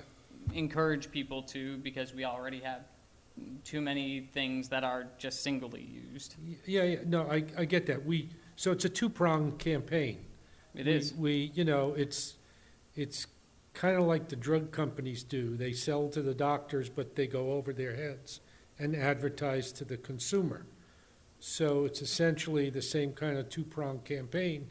You're going to convince, we're going to regulate, so the stores have to follow these guidelines. And the second prong is going to be continually encouraging the consumer to bring their own bags, Correct. okay, which they have to purchase anyway. Which they would have to purchase anyway, or, Okay, so I think we need to acknowledge that there is a cost here. We don't know what that cost is unless you've done some, estimates. There is a cost here to both the stores and to the consumers. I mean, there will be different costs. It will no longer be the plastic bags that they're able to source, but if they are buying the recycled plastic, the recycled paper bags, then there might be more of a cost.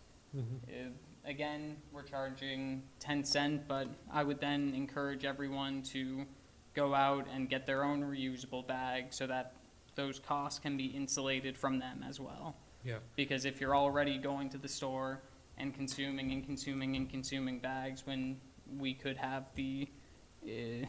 we have plenty of plastic out there that is looking for not only a second life, but 400 years before it biodegrades was the latest thing I heard. So I think we can hopefully find some uses for it. well, I empathize a lot for what you're trying to do. And I'm trying to figure out,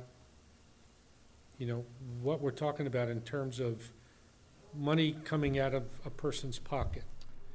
And we've had this conversation in Westborough before. There's wealth in Westborough, but not everybody is wealthy, Mm-hmm. right? And we have a lot of people in Westborough who are challenged in a lot of ways economically. And I guess I don't want to see them challenged any more than they have to be. So, I wrestle with, I know it's good for the environment, but at the same time, somebody's paying for this. And it always comes back to the consumer.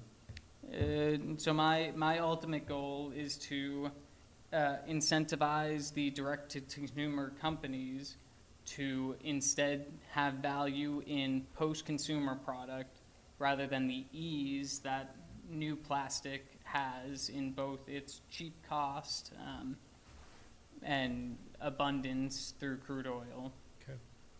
Is there an app to remind people to bring their bags? There should be.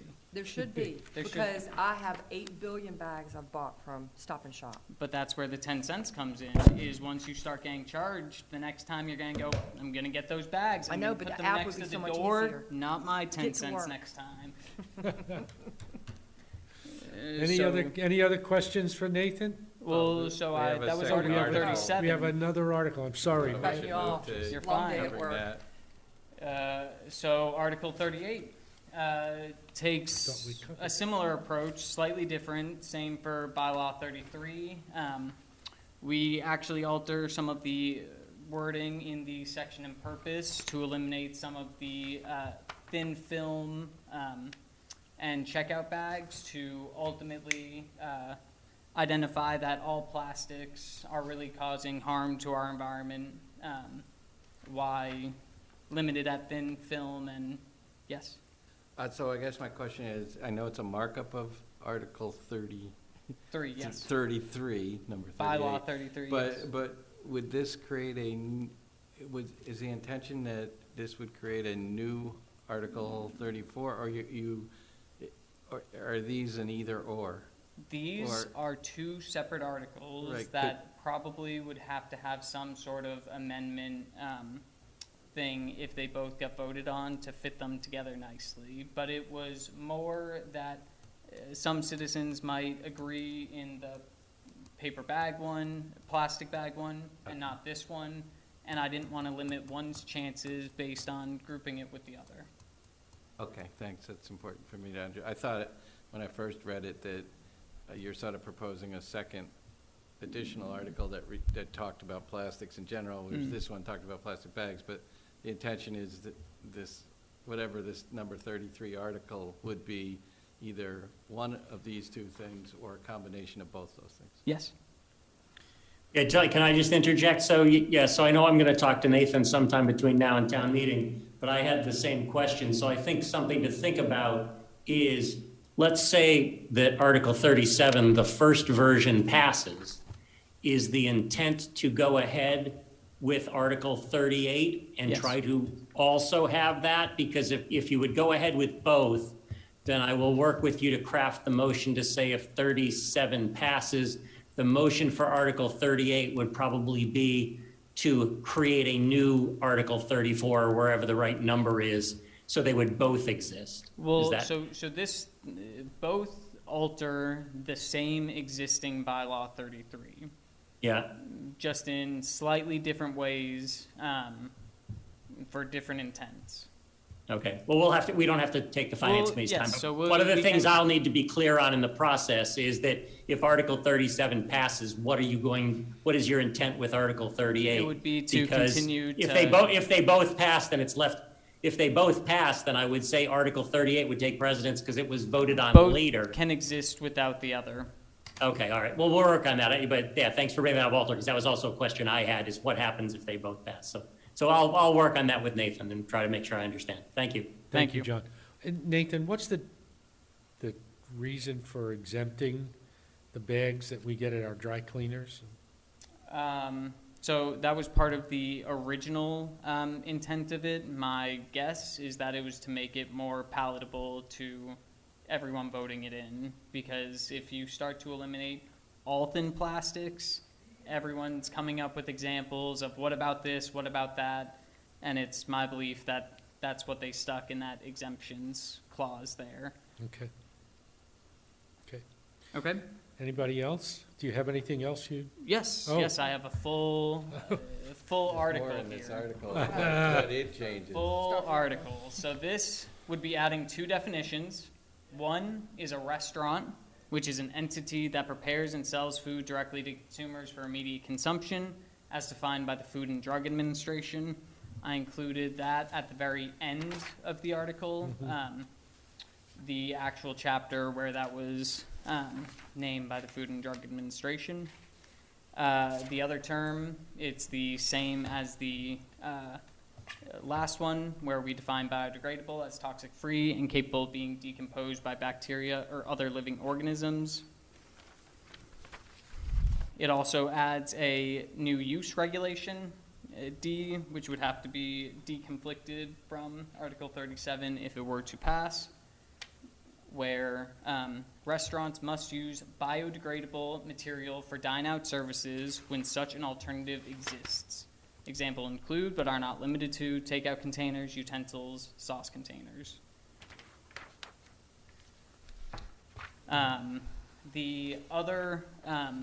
There are a couple other additions and subtractions in here. Most of those are just because restaurants were originally included, wrong way, as part of the definition for a retail store. We struck out restaurant from being under the retail store, defined its own thing, and then we made the proper substitutions throughout wherever you find either a or restaurant to provision B. But that's mostly because we took it out and then added it back in. Those aren't usually changing, or none of them are actually changing anything other than making sure that restaurants are still included in these. Any more questions, folks? I guess my main point might be, I encourage you to talk to John, because as a voter, I would be confused if I voted for one and then the other. What wording are we actually voting in as a total summary or something? And because, like you said, it has to be what you said, co-joined or figured out, but we're actually voting for to amend a bylaw with actual technical language here. So that's where I'm a little uncomfortable with the, your concepts seem okay to me, both of them, but the fact that they're split into two makes it more confusing to Some me. conflation of the articles has Yeah. to go on, yeah. Yeah, I mean, they both define biodegradable as the exact same thing. One And- adds restaurant as a definition. Both Yeah. add a new use regulation, but the rest of that is just kind of semantics at that point. So Andrew? Thank you.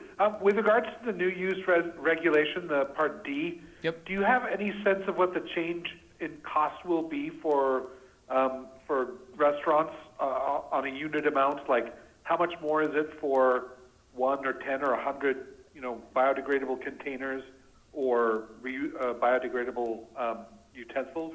So not off the top of my head. I actually reached out to a company that provides biodegradable takeout containers as a service, and they're going to send me a care package to be able to have more visual examples along with more numbers to that. I know that they are fairly competitive because they're trying to break into the market. I'm sure as more biodegradable containers get adopted, the market will continue to come down as more competition enters it. You're kind of Thank you. I appreciate that answer. I will say, though, that I would feel more comfortable if we knew that we were going to be asking restaurants to pay more for something, which obviously would then funnel through to consumers.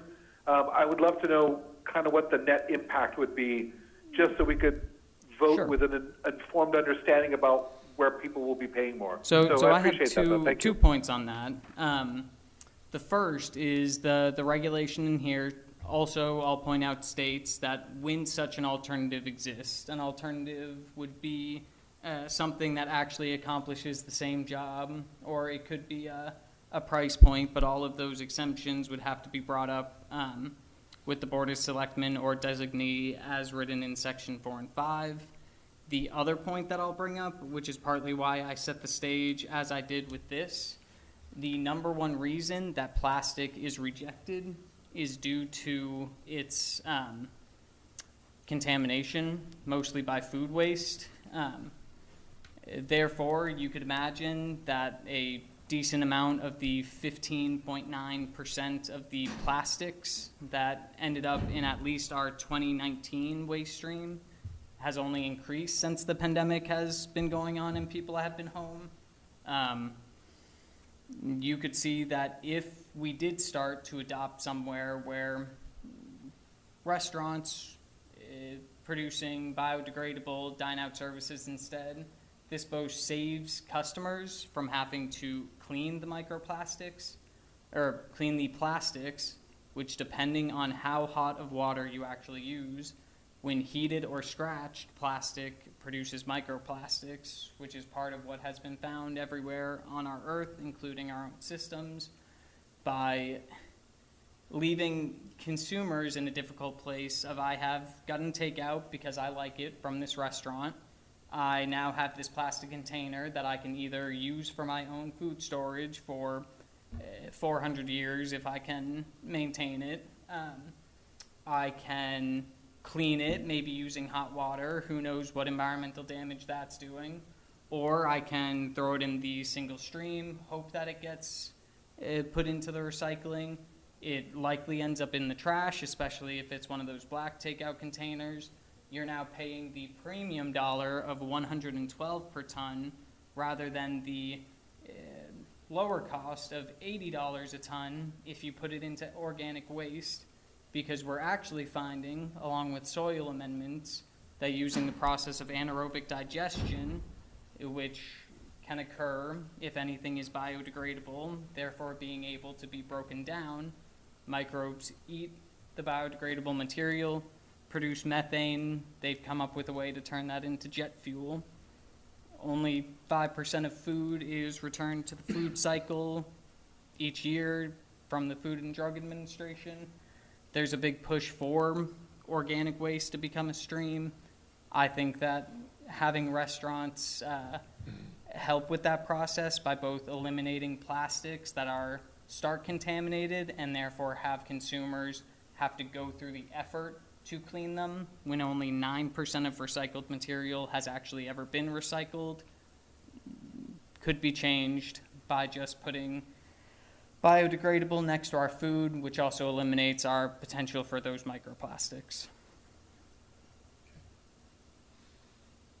Yeah, I would say certainly the amount of takeout food's gone up hugely in the last 2 years because of people not eating in restaurants. So certainly the impact of all those things has grown significantly. Yes. Yes. Because you're not eating on a plate in a restaurant. And hopefully with the Waste Management Task Force continuing on, we'll hopefully get some curbside compost to complement such regulations. Any other questions, folks? Okay. Nathan? Thank you. Thank Thank you you. very much for your time. Appreciate it. Thank you. Thanks for your efforts. for And you're the very community. well informed, my friend. I've been doing it for, when did the Waste Management Task Force start, 2 years ago? Yeah, about 2 years ago. Yeah. Good. So, Thank you. thank you for your time. Thank Yep. you. Okay, just a couple of more things. We have to deal with the minutes of last week's meeting. So may I have a motion to approve the minutes of the meeting of February 24th?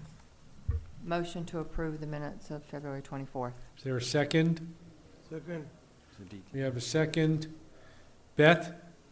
That seems to have fallen Oh, off. she's fallen off. Board, yes. Bradley, yes. I think it's you, Paul. Paul? Muted. Hello? I'll say Leslie, yes. Siddiqui, yes. Moretti, yes. Hegel, yes, if you hear me. Eagle, yes. Yes. Yay. 1, 2, 3, we got Thank 6. you. Okay. All right. 2 more quick things. Thursday's meeting is shifting from hybrid to fully remote. And you will be receiving in the next 24 hours the agendas for Thursday and Monday, the 7th. The 7th is also fully remote. And we're going to have the superintendent and the director of financial operations for Assabet Valley Regional Vocational or Technical High School to talk about their budget. You will find that budget in the town budget book under the education tab. On March 10th, we're reverting back to a hybrid meeting. And hopefully, between the 3rd and the 7th and the 10th, between those 3 meetings, we will have voted on all of the articles, and on the 10th, a final approval of the draft R&R message. And so we can get that going. So Walter is going to manage the next 2 meetings. I am going to join remotely, and hopefully we can get everything done. So looking forward to seeing all of you one way or another on Thursday. Okay? Can I have are there any liaison reports? I just want to mention that I'll be sending out the Zoom link to those two Yes. remote meetings, so look out for an email from me instead of Mike on those. Yeah. And Hank and I are meeting on the 15th with the folks over at DPW to try to get a final number on what their needs are going to be with respect to the snow and ice budgets, and so we can make an amendment on the town meeting floor if necessary to add more than the 85,000 to our reserve amount. And everybody's got the calendar, we know what they are, so may I have a motion to adjourn? Motion to adjourn. Second, Second. Beth, and she's not there. Melanie? Board, yes. Bradley, yes? Paul? Eagle, yes. Eagle, yes. Leslie, yes. Siddiqui, yes. Moretti, yes. Thank you, folks. Thank you, Westborough TV. Thank you. Thank you.